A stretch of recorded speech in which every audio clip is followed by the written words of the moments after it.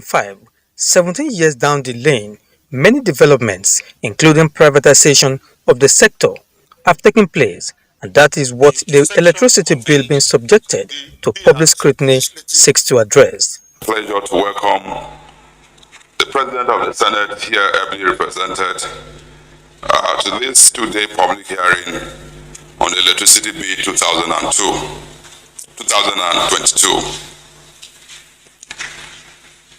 sponsored by my humble self. Since the introduction of this bill in the Senate, Mr. President of the Senate has shown great passion and support to ensure timely and smooth consideration of the bill for first and second reading. Second reading stages at the Senate plenary, consequent upon which the appreciation of the committee for your presence here in representative capacity. The two-day session is a continuation of the consultative approach adopted by the Senate Committee on Power in the initiation and introduction of this bill in the Senate. Accordingly, is to make inputs.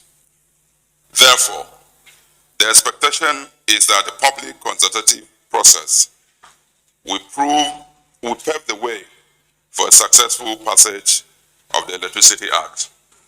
The electricity bill to be considered today consolidates all electricity-related laws and the roles of the regulator and policymakers, bridges existing gaps in the legal and regulatory framework, introduce provisions that promote renewable energy development, and cater to post-privatization operational issues in the Nigerian power sector. I believe that this will boost investors' confidence and positively impact on the overall outlook of the Nigerian power sector. More specifically, this bill, when passed, will usher in the legal framework to stimulate the deployment of relevant regulatory and policy measures that will accelerate growth in power generation capacity, improve utilizations of generated power through increased investment in new technologies that will enhance transmission and distribution of generated power.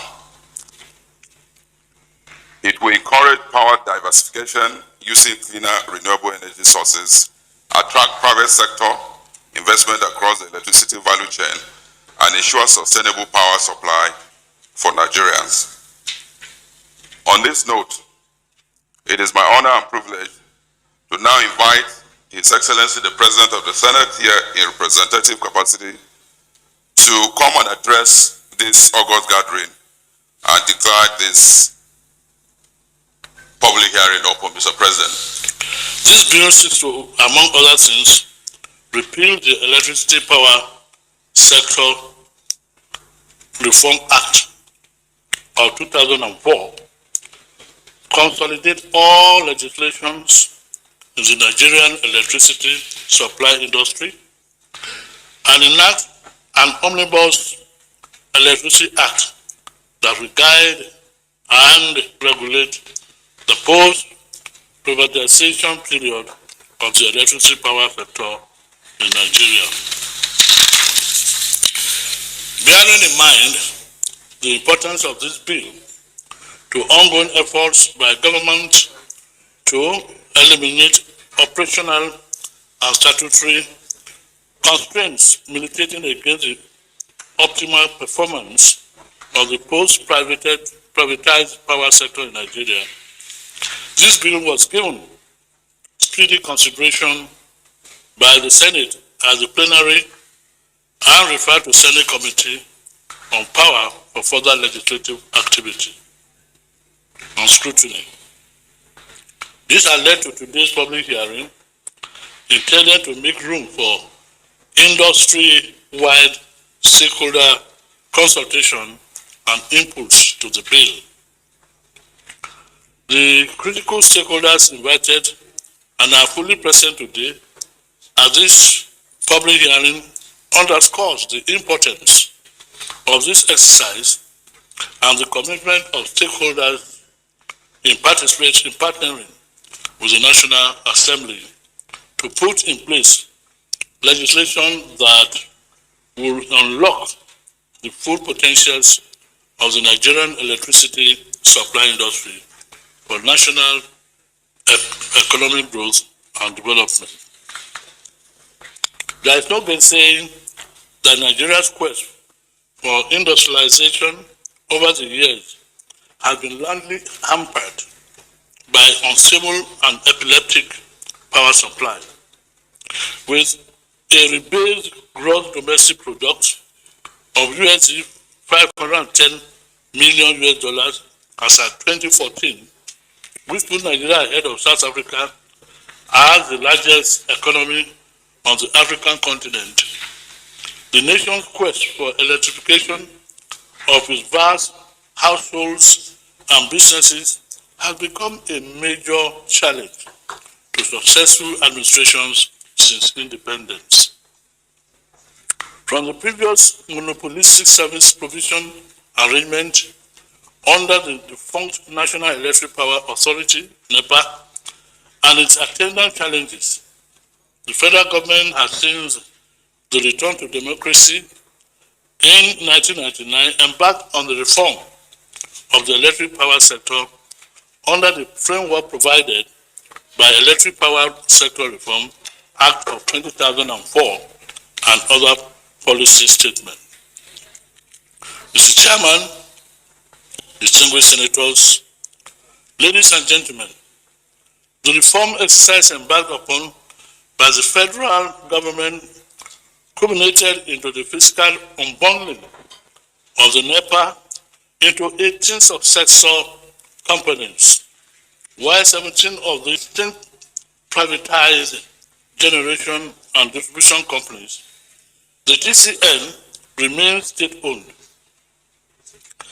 The Nigerian Electricity Regulation Commission, the Nigerian Electricity Management Services Agency, and the Rural Electrification Agency, the Nigerian Electricity Bulk Trading Company, and the Nigerian Electricity Liability Management Company are some of the agencies entitled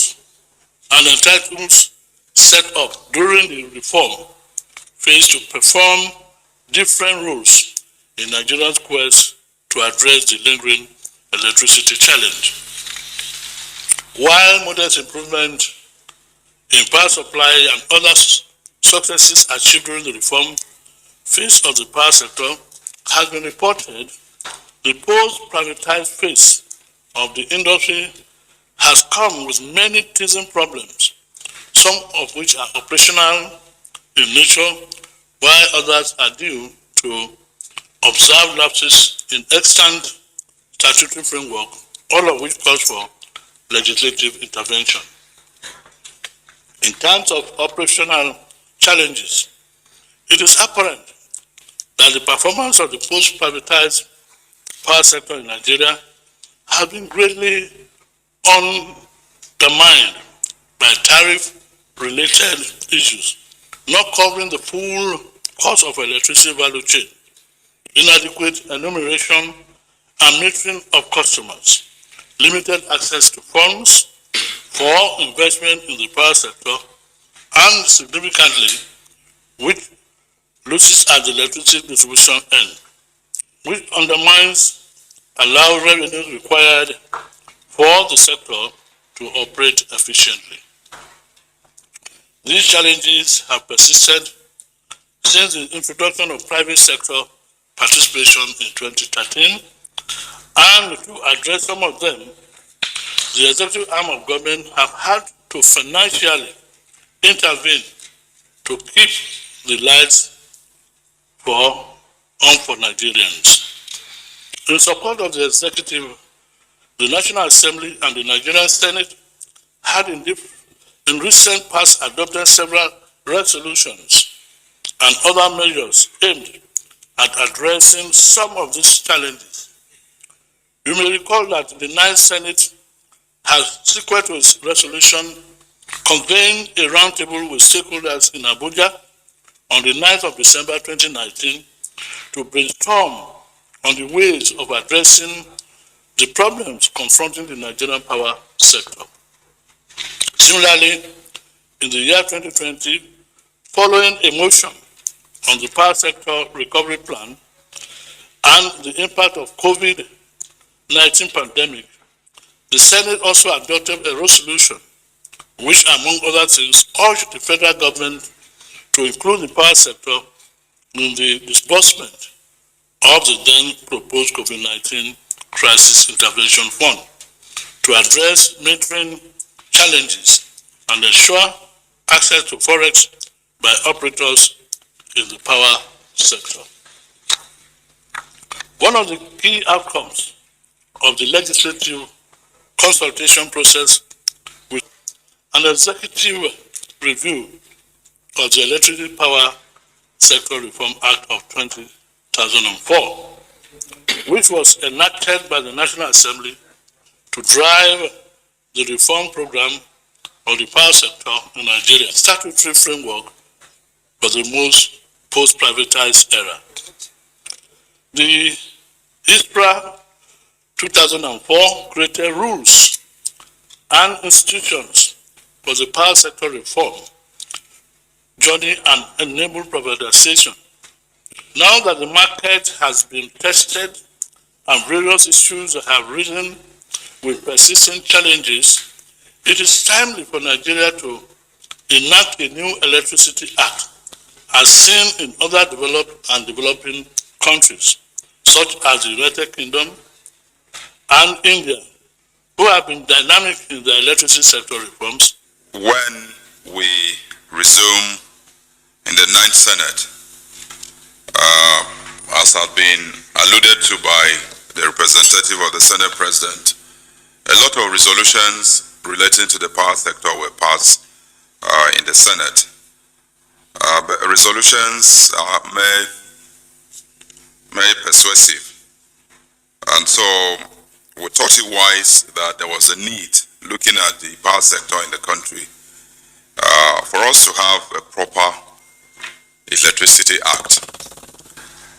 Other countries, developing countries such as ours, India for instance, Brazil, even Morocco, have Electricity Acts that guide the operations of the power sector in those countries. And Nigeria, as big as we are, we've had different rules relating to different parts of the power sector as well. And so the essence, privatize, contract and rule-based competitive electricity sector in the country. In making laws, as representative of the people, we won't just sit in the National Assembly here and turn out laws for you people. We need your input. Your input will guide what will eventually come out as the laws that will be signed by the President subsequently. And so we are here today. We will listen to you. We'll listen to your presentation, the inputs. Your presentation here will guide us. After your presentation, we'll now sit and synthesize what you have presented, and then we'll have a proper Electricity Act for the country. And so, Honorable Minister, I believe that you made a submission, but Nigerians will want to listen to you. Your input should be related to, we'll send this document to virtually all the stakeholders. And so we're not just having an open-ended discussion here. We want input related to the document which we've sent to the different stakeholders. Will we, at some point, if we have other inputs who you think were not captured by the draft B, we can also accommodate that. And so we will start with you as the Honorable Minister. We'll start with your presentation. For the Minister of Power and other agencies, integrating extant rules into a single act to make this sector more attractive is a welcome development. notwithstanding the raised concerns. It is my pleasure and honor to lead the Federal Ministry of Power and its agencies to this important public hearing. As the Honorable Minister of Power since my deployment to the ministry as the Cabinet Minister, I seize this opportunity to commend the leadership of the 9th Senate of the National Assembly and the Chairman, Senate Committee on Power and its members for the initiative and foresight in bringing up this Electricity Bill 2021 at a time when efforts are being galvanized from all relevant quarters to confront the perennial challenge of inadequate and effective power supply in the country. Since assuming office as the Minister of Power, I have come to fully appreciate the enormity of the work that needs to be done to rejig the Nigerian electricity supply industry, NESI, Nigerians. This legislative intervention of the Senate through the Electricity Bill 2021 is a quantum leap in the right direction as it aimed to consolidate existing legislations in the power sector into one electricity statute and to integrate all extant to accelerate generation through diversification of the power sector to accommodate cleaner renewable energy sources in our energy mix. It also opens up the space for competitive private sector investment and participation in the generation, transmission, and distribution of electricity. This ongoing process adds the much needed fillip to the efforts of the Buhari-led administration to rapidly increase electricity access to Nigerians and also join the global trend towards cleaner energy. As a ministry that oversees the power sector, we are excited at the prospects offered by the bill to strengthen the legal and institutional framework as well as facilitate the rapid reforms that the sector privatization phase of the NESI. The bill is significant in many respects for its innovative and transformative nature. Foremost is the legal validity of it accords.